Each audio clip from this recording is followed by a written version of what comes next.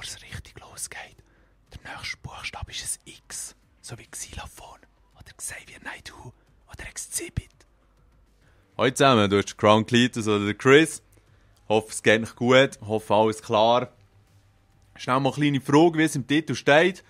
Wollt ihr eigentlich verarscht werden? Weil, falls ihr möchtet verarscht werden, könnt ihr gerne noch ein bisschen dranbleiben.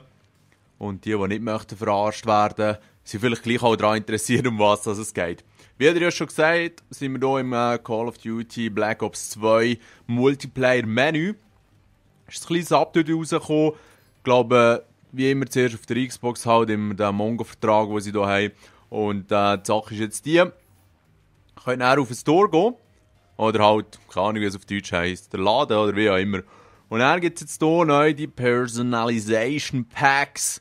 Oder eben Personalisierungen, wie es irgendwie auf Deutsch sicher wird heissen. Und wie ihr euch vielleicht erinnert, das habe ich auch schon mal erwähnt, habe ich mir ja den Season Pass geholt. Das heisst, der ganze Crap, leider der Season Pass geholt, muss ich ehrlich sagen, der ganze Crap, der jetzt noch kommt, habe ich gemeint, sie eigentlich gratis. Aber ihr seht, jetzt wird mir da eigentlich noch ein bisschen mehr abgezockt. Und klar, 160 Microsoft-Punkte sind, glaube ich, 1,50 bis 2 Franken vielleicht. Und das ist schon nicht viel Geld. Und klar, man kauft hier und dort mal eine App und alles immer easy mit diesen Microtransactions.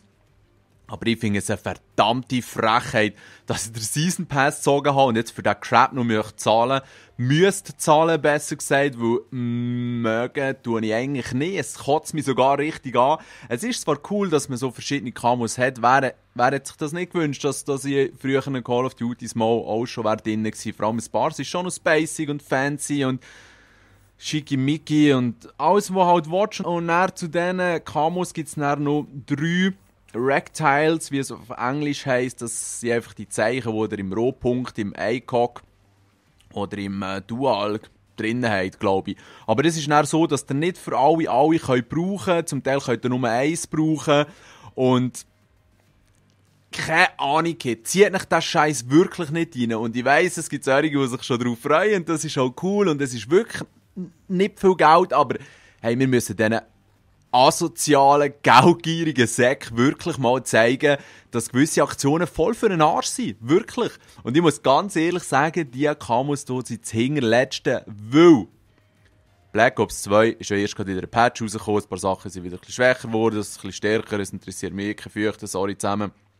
Aber sie haben Zeit, so bekloppte Tarnungen herzuklatschen, sie haben Zeit, irgendein neues Mikrotransaktionsmodell dort einzuführen im Call of Duty, aber sie haben keine Zeit, sich um Connection-Probleme zu kümmern. Sie haben keine Zeit, sich mal zu überlegen, ob ein dedizierter Server nicht etwas Gutes wäre. Also, das waren meine letzten Worte jetzt zu dieser absoluten Riesenverarschung. Und das Paarung sieht wirklich noch cool aus. Vor allem die, wenn du ein Mädchen bist, ist die sicher super schnittig auf dir Knarre. Aber nichtsdestotrotz, wir sollten uns wirklich nicht so verarschen am Schluss von Activision. Diesen hingerhaltigen, geldgierigen Sekt, das ist wirklich das Leidigste. Ja, das wär's gewesen mit so einem kleinen Durchdreher-Video über die ganzen Machenschaften von dieser Firma. Die gerne noch Spass haben im Call of Duty, weiterhin viel Spass. Ich freue mich wirklich schon aufs Neue, weil dort werden die Erwartungen so tief sein, dass es eigentlich nur gut werden kann. Schön zusammen, macht's gut.